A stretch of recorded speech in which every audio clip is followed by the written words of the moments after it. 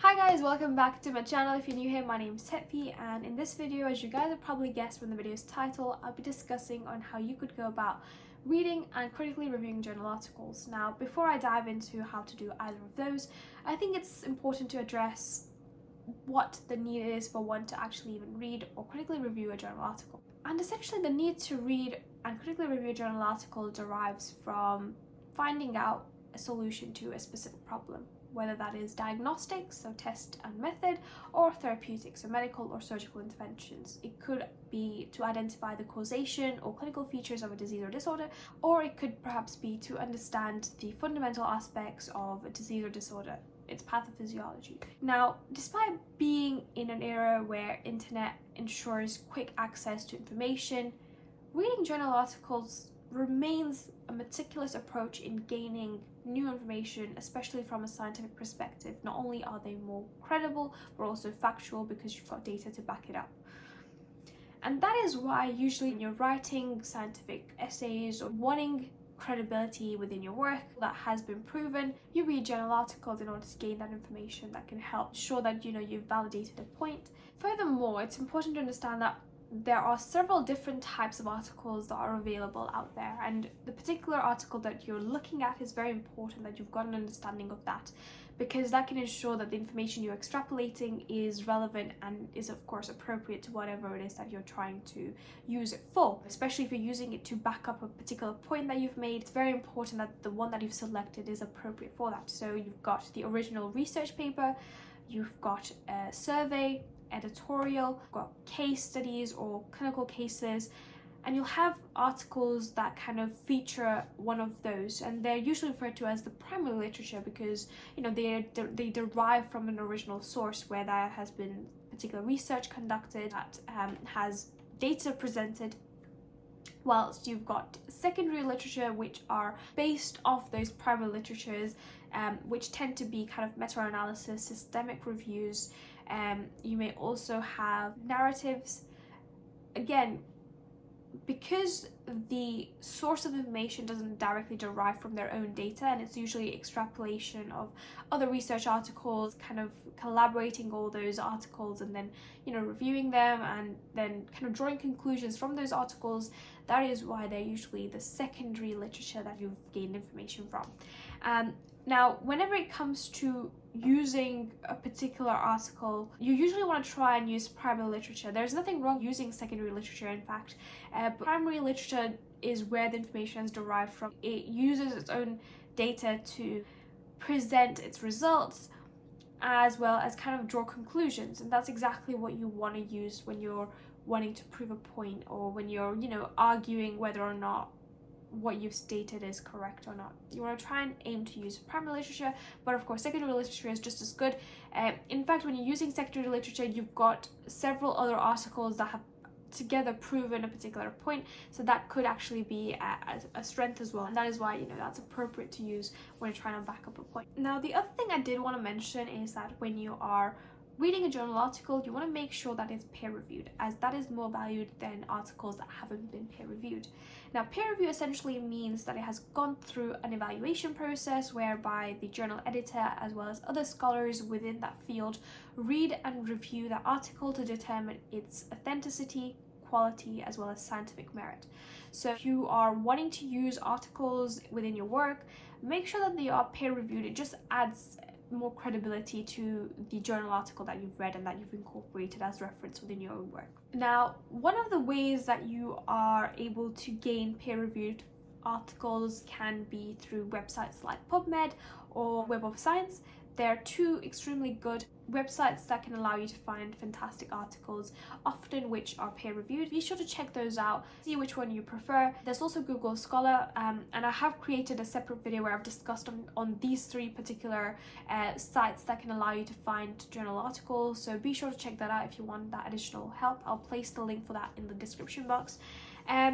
But often you'll find peer-reviewed articles much more easily through Web of Science or PubMed. Google Scholar is slightly different because of its format and stuff, so you just want to make sure that it has been peer-reviewed just to add kind of a bit more weight to that article that you've used as evidence. Now, at first glance, no doubt, any article is going to seem very daunting, But trust me, if you're using the technique that I'm about to mention, you will find it a lot more easier and convenient to determine whether or not that article is important, relevant, or even worthy of you spending all your time reading it from, its introduction to its conclusion. Often you'll find that many of the articles that may seem interesting or relevant to what it is that you are, looking into, or the topic that you've selected, the information it incorporates isn't necessarily going to be relevant to what you have chose your niche to be within that topic, right? Remember, any topic that you're given, it's going to be very broad, and it's not necessarily that all the articles that are relevant to that particular topic will be looking at that particular niche that you've selected or that you've been given. So it's very important that you look at the article in a more objective term and in a more methodic manner, so that you're not wasting your time nor energy in reading an article that is irrelevant or that is not important. But know that journal articles are constructed in a way that is easy for one to read and understand the information that is provided.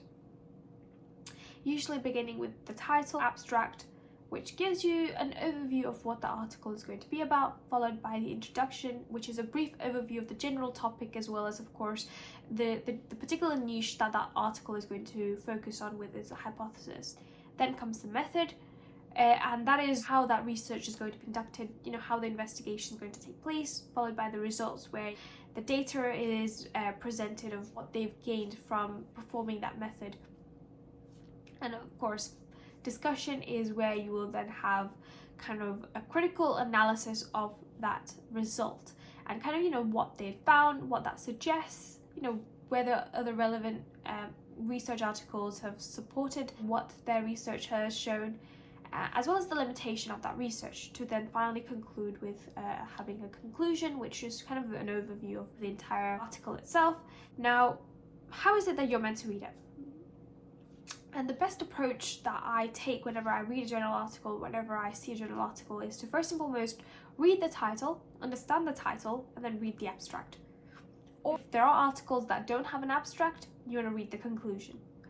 The reason for this is so these elements can ensure that you're not spending your time reading something that is not important for you. So I definitely suggest that you want to begin with your title, or your abstract, or even the conclusion if there is no abstract available, in order to gain an insight into what the article is about. Alright, now once you have read the abstract, read the conclusion, and you're happy and you feel like you want to gain a bit more insight and understanding of what that journal article entails, I would suggest that you read the introduction. Not only will it provide you with kind of the general overview of the topic, but also the key reason as to why that investigation is taking place. Right? Often you'll find towards the end of your introductory paragraph, they mention somewhat about the importance of that article or that investigation, as well as the need for it.